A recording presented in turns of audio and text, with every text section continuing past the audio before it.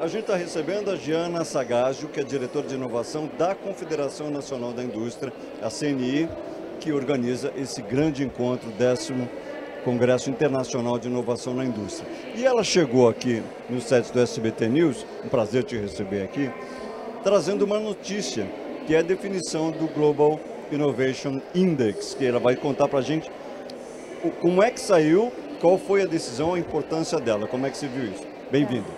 Obrigada. Hoje saiu o resultado, né, desse relatório, que é o principal relatório de inovação no mundo. O Brasil ficou em 49ª posição em 132 países. E já há 3 anos... Foi um avanço, né? Foi um avanço de 5 posições em relação ao ano passado.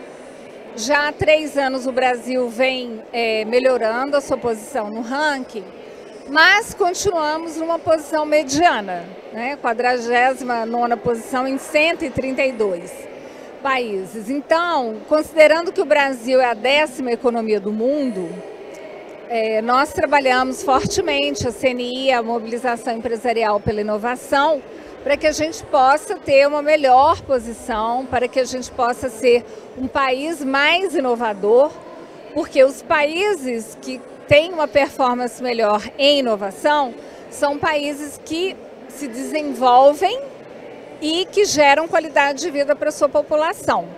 Para isso, nós precisamos de ter políticas públicas de longo prazo que sejam eficazes, né? E também aumentar os nossos investimentos em pesquisa, desenvolvimento e inovação.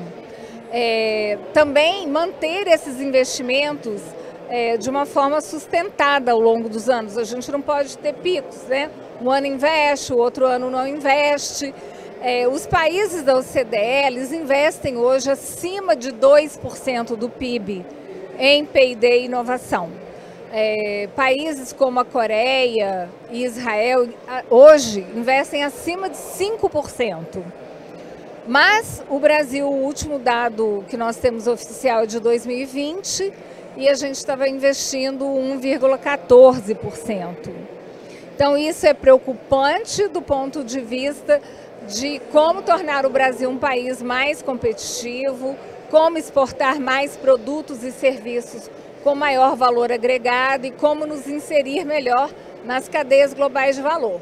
Para isso, a inovação é fundamental, ela é a principal estratégia de desenvolvimento para as empresas e para o país. Até para tirar aquele gap, né, que você mencionou, 10ª economia, 49º país no ranking, tem muita coisa a se avançar aí. Sim. Como que em termos bastante práticos está se dando e para onde vai, qual o direcionamento da parceria, por exemplo, que a CNI pode oferecer dentro do seu, digamos assim, cenário de inovação, de inovadora, para um governo que, ao que tudo indica, tem uma disposição renovada com a inovação. Não, com certeza. A CNI já tem trabalhado, como eu disse, fortemente para fortalecer a inovação empresarial no país. Nós temos a Mobilização Empresarial pela Inovação, que é um movimento das principais lideranças empresariais do país. Hoje são por volta de 600, né, que participam, contribuindo na formulação de propostas de políticas públicas, de novas leis que façam um aprimoramento do nosso marco regulatório nessa área e também de forma que a gente possa apoiar mais investimentos em P&D. Só para dar um exemplo, a MEI fez, por exemplo, uma proposta para uma nova lei para o Fundo Nacional de Desenvolvimento Científico e Tecnológico, o FNDCT, e essa proposta foi acolhida pelos senadores Alci Lucas, e quando ela passou, nós liberamos, né, toda a sociedade que trabalhou junto depois por isso, 10 bilhões de reais para serem investidos em P&D. Então, a gente tem trabalhado ao longo dos anos nessa linha, contribuímos com o novo marco regulatório de ciência, tecnologia e inovação, com as novas diretrizes curriculares de engenharia, mas entendemos que ainda há muito trabalho a ser feito para que, de fato, o Brasil tenha uma posição que seja compatível com a sua economia, com a sofisticação do setor empresarial, com a sua produção acadêmica, né? com a ciência que é desenvolvida no Brasil. A gente precisa avançar mais.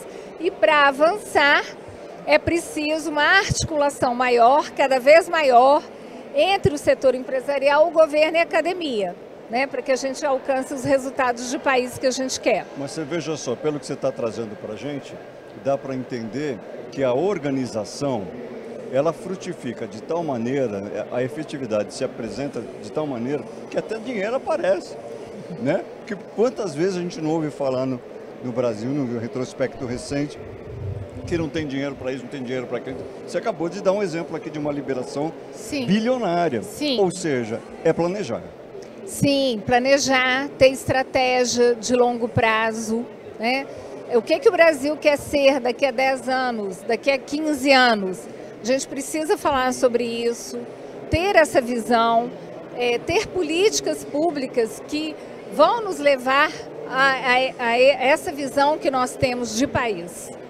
Te agradeço muito a participação com a gente aqui e já te parabenizando pela organização do Congresso, que está bastante bacana e está dando conta dessa discussão que você propõe. Obrigada, Obrigado. Tá?